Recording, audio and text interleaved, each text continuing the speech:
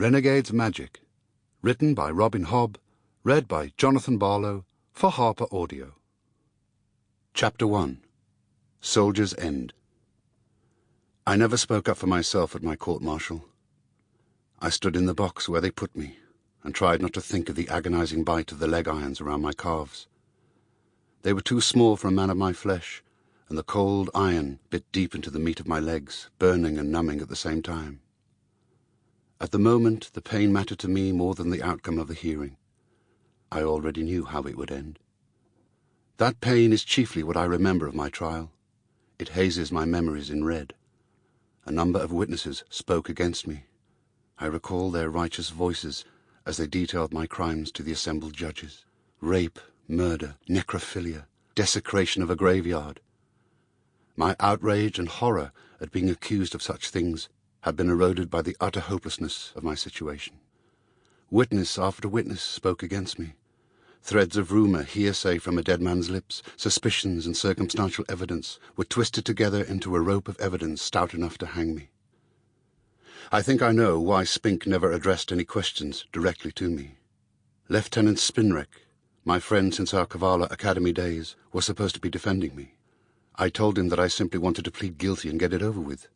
That had angered him. Perhaps that was why he didn't ask me to testify on my own behalf.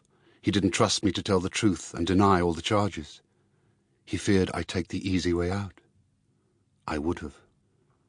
I didn't fear the hangman's gibbet. It would be a quick end to a life corrupted by a foreign magic. Walk up the steps, put my head into the noose, and step off into darkness. The weight of my falling body would probably have jerked my head right off. No dangle and strangle for me. Just a quick exit from an existence that was too tangled and spoiled to repair. Whatever I might have said in my own defence would have made no difference. Wrongs had been done, ugly, evil things, and the citizens of Getty's were determined that someone had to pay for them. Getty's was a rough place to live, a settlement half military outpost and half penal colony on the easternmost boundary of the kingdom of Gurnia. Its citizens were no strangers to rape and murder, but the crimes I was accused of went beyond the spectrum of passion and violence into something darker, too dark even for Getty's to tolerate. Someone had to wear the villain's black cape and pay the toll for such transgressions, and who better than the solitary fat man who lived in the graveyard and was rumoured to have doings with the Specks.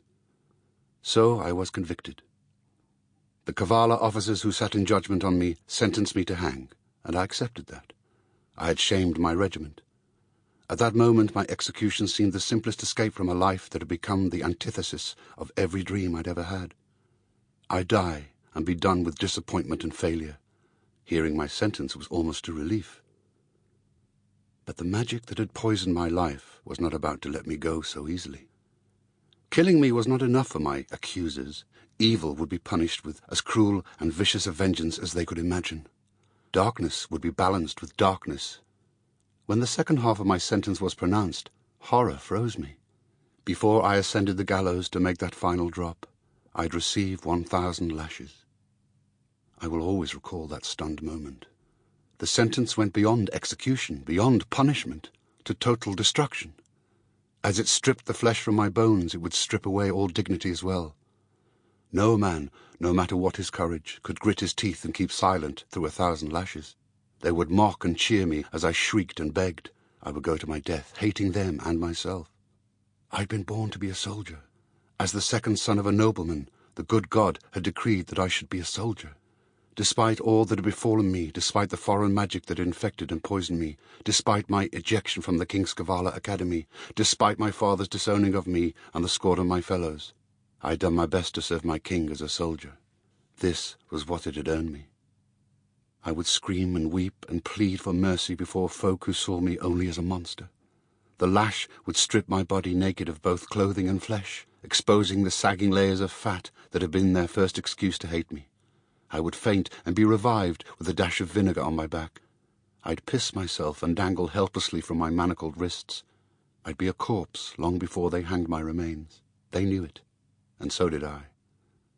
Even my corrupted and maimed life seemed a better choice than that death.